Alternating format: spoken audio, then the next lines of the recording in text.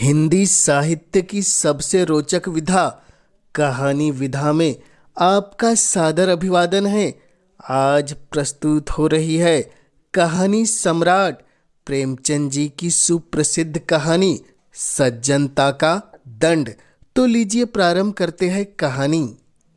साधारण मनुष्य की तरह शाहजहांपुर के डिस्ट्रिक्ट इंजीनियर सरदार सिंह सिंह में भी भलाइयाँ और बुराइयाँ दोनों ही वर्तमान में विद्यमान थी।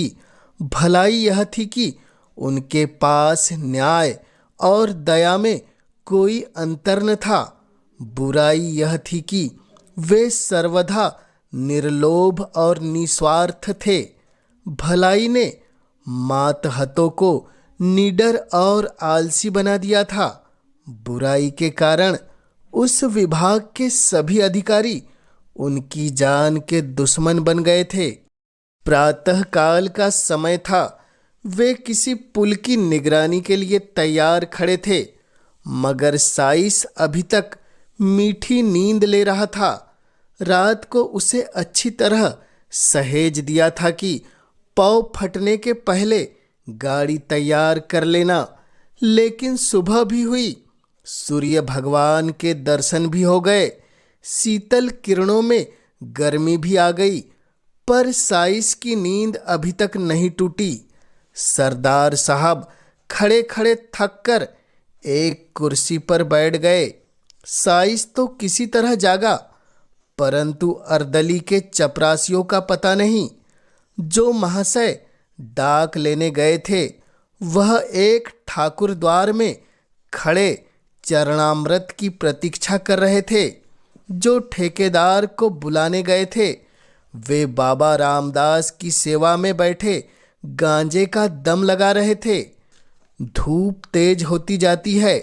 सरदार साहब झुंझलाकर मकान में चले गए और अपनी पत्नी से बोले, इतना दिन चढ़ाया, अभी तक एक चपरासी का भी पता नहीं। इसके मारे तो मेरे नाक में दम आ गया है। पत्नी ने दीवार की ओर देखकर दीवार से कहा, यह सब उन्हें सिर चढ़ाने का फल है। सरदार साहब चिढ़कर बोले, क्या करूं, उन्हें फांसी दे दूं?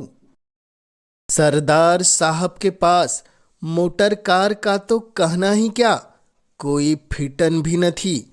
वे अपने इक्के से ही प्रसन्न थे, जिसे उनके नौकर चाकर अपनी भाषा में उड़न खटोला कहते थे।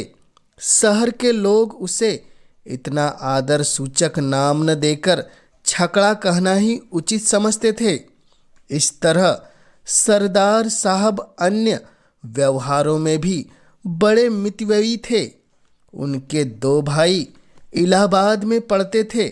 विधवा माता बनारस में रहती थी। एक विधवा बहन भी उन्हीं पर अवलंबिता थी। इसके सिवा कई गरीब लड़कों को छात्रवृत्तियां भी देते थे। इन्हीं कारणों से सदा खाली हाथ रहते। यहाँ तक कि उनके कपड़ों पर भी इस आर्थिक दशा के चिन्ह दिखाई देते थे।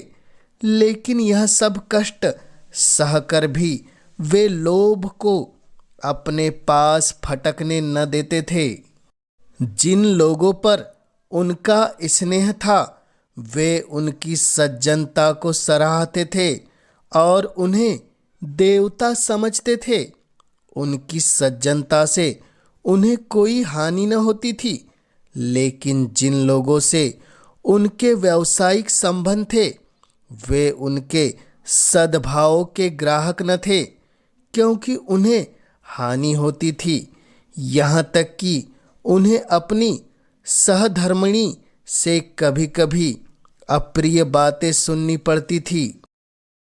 एक दिन वह दफ्तर से आए तो उनकी पत्नी ने स्नेहपूर्ण ढंग से कहा, तुम्हारी यह सज्जनता किस काम की, जब सारा संसार तुमको बुरा कह रहा है? सरदार साहब ने दृढ़ता से जवाब दिया, संसार जो चाहे कहे, परमात्मा तो देखता है। रामा ने यह जवाब पहले से ही सोच लिया।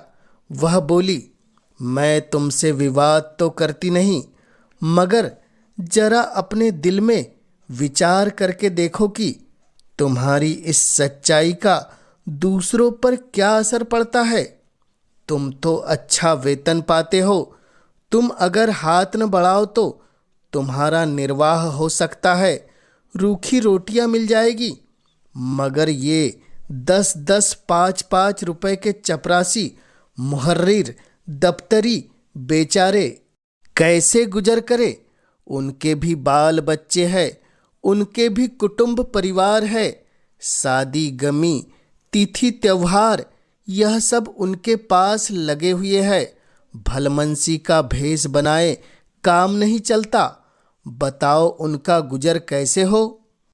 अभी रामदीन चपरासी की घरवाली आई थी। रोते रोते आंचल भीगता था। लड़की सयानी हो गई है, अब उसका ब्याह करना पड़ेगा।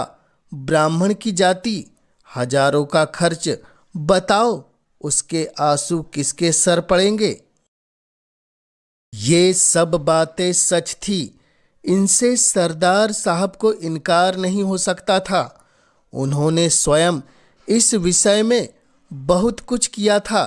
यही कारण था कि वह अपने मातहतों के साथ बड़ी नरमी से व्यवहार करते थे, लेकिन सरलता और शालीनता का आत्मिक गौरव चाहे जो हो, उनका आर्थिक मोल बहुत कम है। वे बोले, तुम्हारी बातें सब यथार्थ है, किंतु मैं विवश हूँ। अपने नियमों को कैसे तोड़ूं? यदि मेरा वश चले तो मैं उन लोगों का वेतन बढ़ा दूं, लेकिन यह नहीं कर सकता कि मैं खुद लूट मचाऊं और उन्हें लूटने दूं। रामा ने व्यंग्यपूर्ण शब्दों में कहा, तो यह हत्या किस पर पड़ेगी? सरदार साहब ने तीव्र होकर उत्तर दिया, यह उन लोगों पर पड़ेगी जो अपनी हैसियत और आमदनी से अधिक खर्च करना चाहते हैं।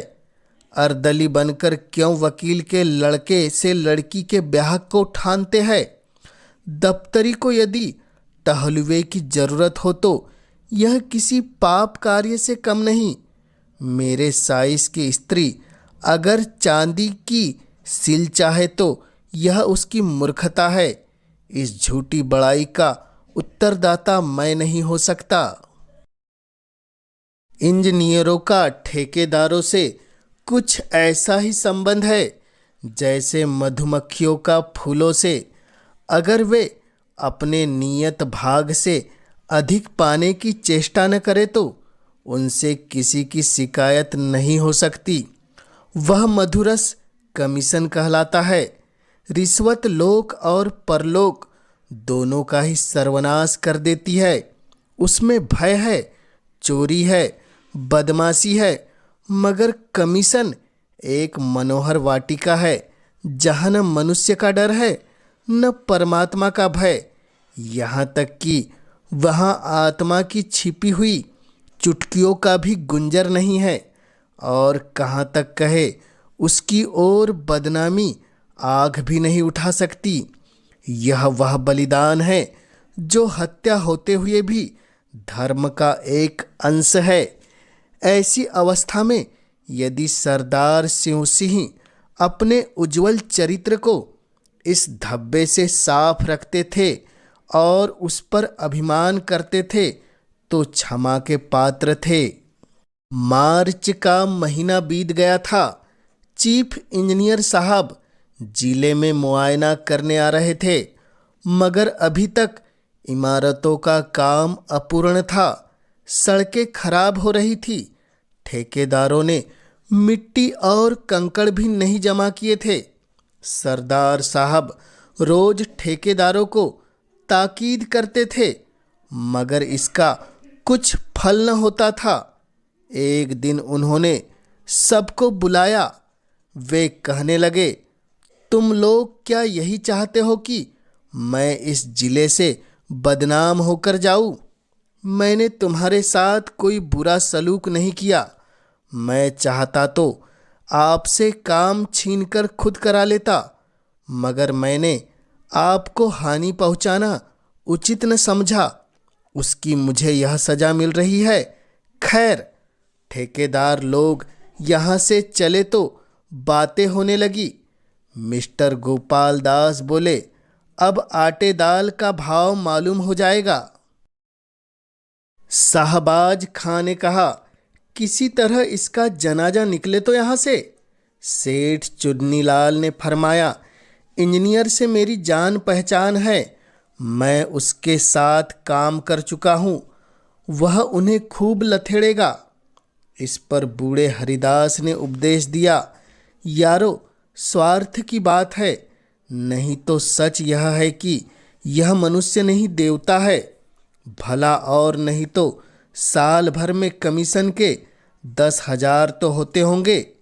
इतने रुपयों को ठोकरों की तरह तुच्छ समझना क्या कोई सहज बात है? एक हम है कि कौड़ियों के पीछे ईमान बेचते फिरते हैं। जो सज्जन पुरुष हमसे एक पाई का रवादार न हो, सब प्रकार के कष्ट उठाकर भी जिसकी नीयत डामाडोल न हो, उसके साथ ऐसा नीच और कुटिल बर्ताव करना पड़ता है। इसे अपने अभाग्य के सिवा और क्या समझे? शाहबाज खां ने फरमाया, हाँ, इसमें तो कोई शक नहीं है कि यह शख्स नेकी का फरिश्ता है। सेठ चुन्नीलाल ने गंभीरता से कहा, खान साहब, बात तो वही है जो तुम कहते हो, लेकिन किया क्या जाए, नेक नियति से तो काम नहीं चलता। यह दुनिया तो छल कपट की है। मिस्टर गोपाल दास बीए पास थे। वे गर्व के साथ बोले, इन्हें जब इस तरह रहना था तो नौकरी करने की क्या जरूरत थी? यह कौन नहीं जानता कि नीयत को साफ रखना अच्छी बात है, मगर यह भी तो देखना चाहिए कि इसका दूसरों पर क्या असर पड़ता है। हमको तो ऐसा आदमी चाहिए जो खुद खाए और हमें भी खिलाए, खुद हलवा खाए, हमें रूखी रोटियां ही खिलाए। वह अगर 1 रुपये कमीशन लेगा तो उसकी जगह 5 का फायदा कर देगा। इन महाशय के यहाँ क्या है? इसलिए आप जो चाहे कहे, मेरी तो कभी इनसे निभ नहीं सकती। शाहबाज खां बोले, हाँ, नेक और पाक साफ रहना जरूर अच्छी चीज है, मगर ऐसी नेकी ही क्या जो दूसरों की जान ले ले। बूढ़े हरिदास की बातों की जिन लोगों ने पुष्टि की थी, वे सब गोपाल दास की हाँ में हाँ मिलाने लगे। निर्बल आत्माओं में सच्चाई का प्रकाश जुगनू की चमक है। सरदार साहब को एक पुत्री थी। उसका विवाह मेरठ के एक वकील के लड़के से ठहरा था। लड़का होनहार था, जाति कुल का ऊंचा था। सरदार साहब ने कई महीने की दौड़ धूप में इस विवाह की तैयारी की थी और सब बातें तय हो चुकी थी। केवल दहेज का निर्णय नहीं हुआ था। आज वकील साहब का एक पत्र आया। उसने इस बात का भी निश्चय कर दिया, मगर विश्वास, आशा और वचन के बिल्कुल प्रतिकूल। पहले वकील साहब ने एक जिले के इंजीनियर के साथ किसी प्रकार का ठहराव व्यर्थ समझा, बड़ी सस्ती उदारता प्रकट की। इस लज्जित और घृणित व्यवहार पर खूब आंसू बहाए, मगर जब ज़्यादा पूछताछ करने पर सरदार साहब के धन वैभव का भेद खुल गया, तब दहेज का ठहराना आवश्यक हो गया। सरदार साहब ने आशांकित हाथों से पत्र खोला। 5,000 रुपये से कम पर विवाह नहीं हो सकता। वकील साहब को बहुत खेद और लज्जा थी कि वे इस विषय में स्पष्ट होने पर मजबूर किए गए, मगर वे अपने खानदान के कई बूढ़े खुर्राट, विचारहीन, स्वार्थांध महात्माओं के हाथों बहुत तंग थे, उनका कोई वश न था। इंजीनियर साहब ने एक लंबी सांस खींची। सारी आशाएं मिट्टी में मिल गई। क्या सोचते थे, क्या हो गया? विकल होकर कमरे में टहलने लगे, मगर शीघ्र ही आत्मा ने उन्हें जगा दिया। आह, मैं किस भ्रम में पड़ा हुआ हूँ! क्या उस आत्मिक पवित्रता को, जो मेरी जन्म भर की कमाई है, थोड़े से धन पर अर्पण कर दूं? जो मैं अपने सहकर्मियों के सामने गर्व से सिर उठाए चलता था, जिससे मोटर कार वाले भ्रातृगण आंखें नहीं मिला सकते थे, वही मैं आज अपने उस सारे गौरव और मान को, अपनी संपूर्ण आत्मिक संपत्ति को 10-5 हजार रुपये में त्याग दूं? ऐसा कदापि नहीं हो सकता। अब उस कुविचार को परास्त करने के लिए, जिसने क्षण मात्र के लिए उन पर विजय पाली थी, वे उस सुनसान कमरे में जोर से ठहाकर हंसे। चाहे यह हंसी उन बिलों ने और कमरों की दीवारों ने न सुनी हो, मगर उनकी आत्मा ने अवश्य सुनी। उस आत्मा को एक कठिन परीक्षा में पार पाने पर परम आनंद हुआ। सरदार साहब ने उन बिलों को उठाकर मेज के नीचे डाल दिया, फिर उन्हें पैरों से कुचला। तब इस विजय पर मुस्कुराते हुए वे अंदर गए। बड़े इंजीनियर साहब नियत समय पर शाहजहांपुर आए। उनके साथ सरदार साहब का दुर्भाग्य भी आया। जिले के सारे काम अधूरे पड़े थे। उनके खानसामा ने कहा, हुजूर, काम कैसे पूरा हो? सरदार साहब ठेकेदारों को बहुत तंग करते हैं। हेड क्लर्क ने दफ्तर के हिसाब को भ्रम और भूलों से भरा हुआ पाया। उन्हें सरदार साहब की तरफ से कोई दावत न दी गई, न कोई भेंट। तो क्या वे सरदार साहब के नातेदार थे जो गलतियां न निकालते? जिले के ठेकेदारों ने एक बहुमूल्य डाली सजाई और उसे बड़े इंजीनियर साहब की सेवा में लेकर हाजिर हुए। वे बोले, हुजूर, चाहे गुलामों को गोली मार दे, मगर सरदार साहब का अन्याय अब नहीं सहा जाता। कहने को तो कमीशन नहीं लेते, मगर सच पूछिए तो जान ले लेते हैं। चीफ इंजीनियर साहब ने मुआवने की किताब में लिखा, सरदार शिव सिंह बहुत ईमानदार आदमी है। उनका चरित्र उज्जवल है, मगर वे इतने बड़े जिले का कार्यभार नहीं संभाल सकते।